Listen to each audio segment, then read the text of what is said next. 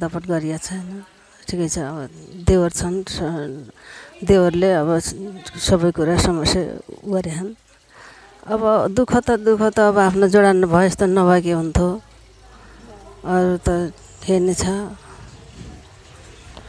त्यही त परात जसो म चाहिँ महिलासँग र अर्को कुरा समाजमा बसिसके पछाडि एउटा हेर्ने दृष्टिकोण भनौँ न होइन, नराम्रो ट्याग लगाइदिन्छ अरे क्या होइन, अर्कोको चाहिँ अब्जस लगाइदिने, यस्तो भएन राम्रो भइरहँदाखेरि पनि भएन हलानु फलानु भनिरहन्छन् भन्ने सुनिन्छ। त्यो हजुरमा कतिको छ? त्यो छैन, त्यो अझसम्म केही छैन, त्यस्तो छैन। ऊ पनि राम्रै हो। उसो त नेपाल र भारत एउटै हुन् होइन, एउटा नजिकको देश पनि हाम्रो छिमेकी मुलुक हो। त्यो चाहिँ दुईतिरबाट, एकतिरबाट उत्तरतिर चीन भए तापनि अरू सबै तिनतिर चाहिँ पूर्व पश्चिमतिर दक्षिणतिर भारत। नमस्कार अनि हार्दिक स्वागत छ द कमला से युट्युब च्यानलमा। म हुँ कमला। आज म हजुरहरूको लागि एउटा महत्त्वपूर्ण कुराहरू ल्याएर आएको छु। मेरो साथमा एउटा दिदी हुनुहुन्छ, उहाँ चाहिँ आज यात्रा गर्ने क्रममा म दैलेख जाँदैछु, उहाँ पनि दैलेखकै। अनि मेरो चाहिँ कर्मघर चामुण्डा हो, उहाँ पनि चामुण्डा माइती घरको हुनुहुन्छ रहेछ र कर्मघर चाहिँ उहाँको कैलाली हो। म उहाँसँग कुरा गर्छु। स्वागत छ दिदी। हजुर, मेरो अनि हजुरको नाम? मेरो नाम लक्ष्मी पन्त। लक्ष्मी भट्ट होइन? पन्त। ए लक्ष्मी पन्त। ए मसँग लक्ष्मी पन्त दिदी हुनुहुन्छ। उहाँ चाहिँ भारतको वृन्दावन पनि जानुभएको रहेछ। जस्तो केही पनि कथा वाचनहरू गर्दा अलिकति मनमा शान्ति हुन्छ भनेर हाम्रो देशका सयौँ नागरिकहरू वृन्दावन जाने आउने गर्छन्। यो चाहिँ हालको मात्रै नभएर विगतबाटै आउने जाने गर्दछ। सो मैले पनि वृन्दावनको अनुभव मसँग नभए तापनि, म नगए तापनि दिदी चाहिँ गएको हुनाले म उहाँबाट के कस्तो रहेछ त त्यहाँको चाहिँ परिस्थिति कस्तो रहेछ त वृन्दावनको, म त्यसबारे भन्नेछु। उहाँले आफूले देखेअनुसारको, आफूले जानेअनुसारको कुराहरू गर्नुहुनेछ। हजुर वृन्दावन जानुभयो होइन त? हजुर। जस्तो कहिले जानुभएको थियो? म गएको त अहिले कति वर्ष भयो भने, श्रीमान बितेको पनि अहिले 7 वर्ष भयो, 6 वर्ष भयो। हो, हजुर एउटा श्रीमान बितेको मान्छे पनि भनौँ है। जस्तो 3 वर्षपछि श्रीमान पहिलोचोटि गयौँ हामी श्रीमानसित परिक्रमा गर्न। परिक्रमा गएपछि आयौँ र त्यहाँ पछि 3 वर्ष पछाडि फेरि जाऊँ भन्नुभयो। म जान्न भने अनि एक्लै जानुभयो। हुँ बिमार लागेर हुँबाट लास्टै भएर ल्याउनु भयो। म सब भाइ भतिजा गएर ल्याउनु भयो। ल्याएर पनि हुँ आइसिया राखेर कोलपुर ल्याएर नेपालगञ्ज ल्याएर आइसी नपाएर अनि फेरि लखनऊ पुर्याउँदाखेरि लखनऊ नै मृत्यु भयो श्रीमानको। अनि त्यहाँपछि गएको छैन। 3 वर्ष अगाडि हो गएको। अहिले त 9 वर्ष भइगयो म गएको। ए सबैभन्दा पहिले त अब हजुरको श्रीमान बित्नु भएको रहेछ होइन। सो उहाँको हजुरको श्रीमानप्रति हार्दिक श्रद्धाञ्जली व्यक्त गर्दछु। र त्यो सँगसँगै अब हजुरसँग त मैले एउटा वृन्दावनको कुराहरू, मातृकथा वाचनको कुरा, एउटा राम्रो भनौँ न सुन्दर ठाउँ के कस्तो छ भन्दै गर्दाखेरि सोचिरहेको थिएँ। तर अकस्मात हजुरको चाहिँ श्रीमान पनि हुने रहेनछ। तर म आज हजुरसँग दुईवटा कुराहरूको विश्लेषण गर्नेछु। जस्तो समाजमा चाहिँ एउटा विधवा भइसके पछाडि होइन को भोगाई, अनि त्यस पछाडि अब वृन्दावनमा गइसके पछाडिको चाहिँ रमाइलो होइन, यो बिचमा सबैभन्दा पहिला एउटा दुःखद कुरा नै गरौँ, त्यस पछाडि चाहिँ सुखद कुरा पनि गरौँला।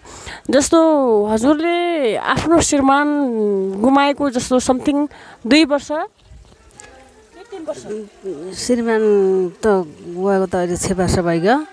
3 वर्ष अगाडि सङ्घमा गएको। त्यहाँपछि म गइनँ, त बिमारी हुने बेला म गइनँ।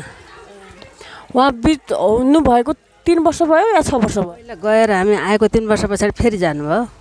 6 वर्ष भयो होइन। हजुर चाहिँ वृन्दावन गएको 6 वर्ष भयो। म गएको 9 वर्ष भइगयो। हजुर 6 वर्ष भयो अहिले बितेको। 6 वर्ष भयो होइन। जस्तो 6 वर्षसम्म हजुरको श्रीमान बित्नुभयो होइन। कैलाली पनि सुदूरपश्चिममा पर्छ होइन। हाम्रो कर्णाली प्रदेश भयो यो, त्यो सुदूरपश्चिम पनि सुदूरपश्चिम प्रदेश हो, त्यो चाहिँ प्रदेश नम्बर 7 हो।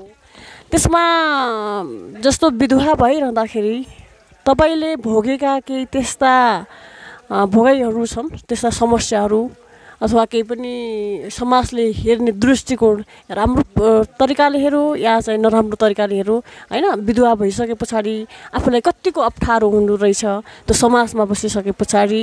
जस्तो आफूसँग श्रीमान भएको जति रेस्पेक्ट पाइन्छ या पाइँदैन?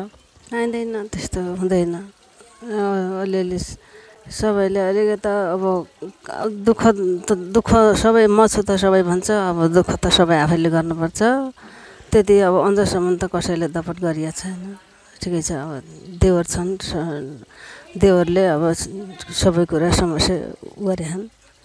अब दुःख त अब आफ्नो जोडान भए जस्तो नभए के हुन्थ्यो, अरू त हेर्ने छ। त्यही प्रायः जसो म चाहिँ महिलासँग काम गर्ने मान्छे हुँ।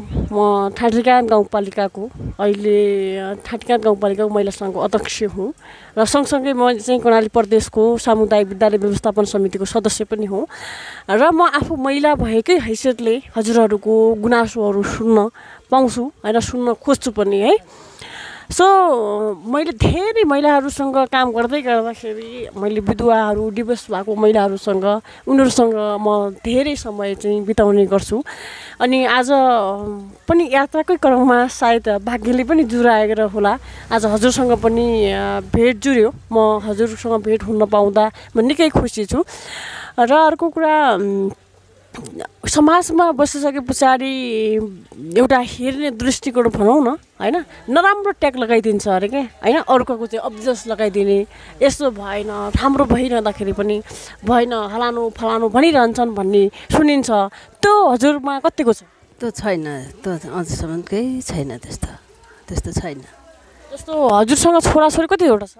मसँग छोराछोरी त मेरा त जम्मै 5वटा हुन्। अहिले त एउटा छोरो र एउटा छोरी छन् सँगमा हजुरको साथमा। हजुर। अरू छोराछोरी चाहिँ? एउटा छोरा कोटिया छ, अब एउटी छोरी यहाँ सुर्खेत छ, 3टा छोराछोरी एउटा उतै छ, उहीँ कैलाली नै छ, आफ्नै घरमा छ, माइली छोरी अनि कान्छा छोरा र कान्छी छोरी सँगमै छन्। जस्तो उसो त हजुर एउटा शिक्षित परिवारमा हुनुहुने रहेछ होइन। आफूले नपढे तापनि आफ्ना छोराछोरीहरूलाई पढाउनु भएको रहेछ।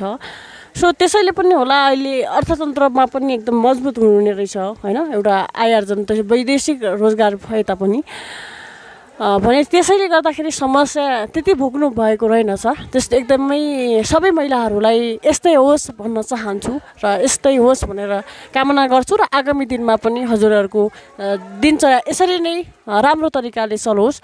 अनि अब वृन्दावनको कुराहरू जोड्छु। वृन्दावन गइरहँदाखेरि हजुरलाई कस्तो महसुस भयो? एकदम राम्रो भएको थियो।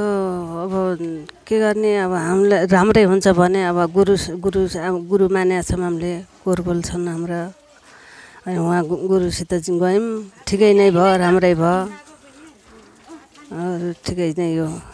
अरू त्यस्तो पूजापाठ गर्दै गर्दाखेरि नेपाल र अनि त्यसपछि भारतको वृन्दावनमा के अन्तर पाउनुभयो? केही अन्तर छैन, ठिकै छ, राम्रै छ, ऊ पनि राम्रै हो। उसो त नेपाल र भारत एउटै हुन् होइन। एउटा नजिकको देश पनि हाम्रो छिमेकी मुलुक हो। त्यो चाहिँ दुईतिरबाट, एकतिरबाट उत्तरतिर चीन भए तापनि अरू सबै तिनतिर चाहिँ पूर्व पश्चिमतिर दक्षिणतिर भारतले नै ओगटेको छ हाम्रो देशलाई। तर रहन सहनमा केही अन्तर पाउनुभयो या चाहिँ अलिकति डिफरेन्ट पाउनुभयो? केही पाइएन, त्यस्तो ठिकै। त्यस्तो रहन सहन जस्तो हजुरहरू हाम्रो यहाँ छ नि त, हामी हिन्दू हौँ, उनीहरू पनि हिन्दू नै हो, साडीहरू लगाउने, पोतेहरू लगाउने, अनि त्यहाँको परिवेश के छ? ठिकै छ, एकदम राम्रो छ, यस्तै हो, यस्तै रहेछ। सबैको लागि धेरै धेरै धन्यवाद छ। ठिकै छ, धन्यवाद छ।